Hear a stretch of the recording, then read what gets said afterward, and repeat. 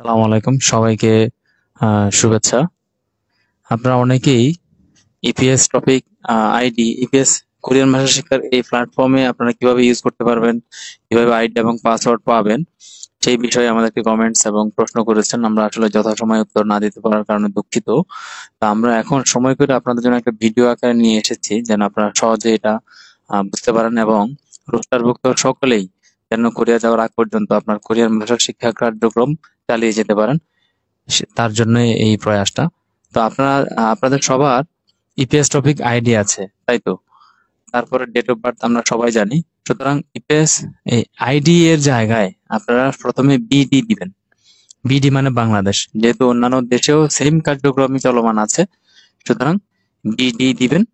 তারপরে আপনার EPS topic ID এর শেষের 8টা সংখ্যা আপনি দিবেন। মানে সি এর পর থেকে 8টা সংখ্যা আপনি এই যে এখানে দিবেন, কোনো স্পেস প্রয়োজন নেই। বিডি ইপিএস টপিক এর আইডি এর পেছনের 8টা সংখ্যা, পেছনের 8 ডিজিট এবং আপনার জন্মের তারিখ এবং মাস, এই দুইটা দিবেন। এই যে 0109 0109 আপনার যা আছে।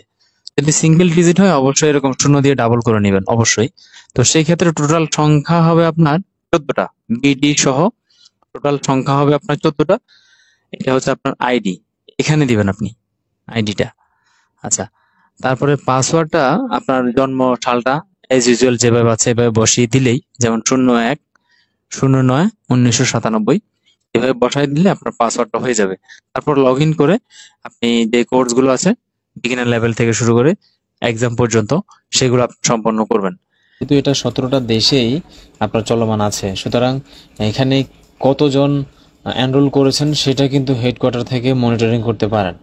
সুতরাং আমরা যেন রোস্টার যারা আছি সবাই যেন এটাতে এনরোল করি এবং আমরা ওনাদেরকে এটা বোঝাই যে হ্যাঁ আমরা ভাষা শিখতেছি, যাওয়ার জন্য আমাদের আগ্রহ আছে।